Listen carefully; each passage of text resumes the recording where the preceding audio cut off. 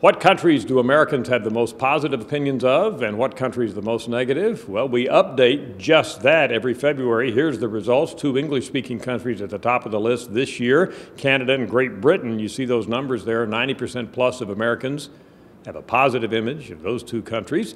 Also up there in the top 4 are our 2 countries that we fought in World War II, interestingly, Japan and Germany, constituting, with Canada and Great Britain, the 4 most positively viewed countries of the list that we give Americans.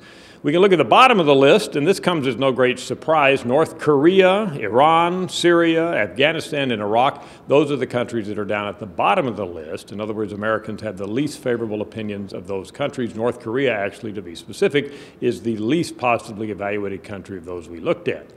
A couple of countries that I will isolate for you here. I think the trends here are interesting. One is France. Americans had a very positive opinion of France prior to 2003. You see the trend line there in front of you.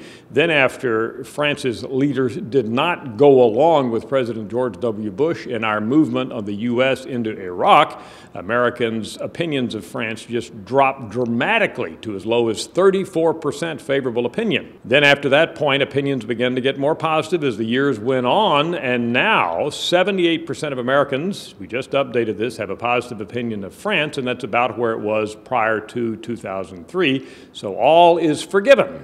Americans' attitudes of France are now back where they were. One last point, Russia. Americans' opinions of Russia, not so good. We're now at a 34% favorable rating of Russia on the part of the American public. That's almost as low as we've ever seen since we've been asking this question in this format, which goes back to 1989. There was one point back in 1999 when 33% of Americans had a favorable opinion of Russia. That's the all-time low, but we're within 1 point of that now. And the opinions have gone up and down over the years, but clearly this 34% right now may be having to do with the Olympics, the focus on Russia, Putin, other things that are going on there. These could be factors, but whatever, we know that opinions of Russia now on the part of the American public are nearly as low as we have seen them in recent decades. That's an update for you on Americans' views of countries around the world. I'm Dr. Frank Newport, Gallup Editor-in-Chief.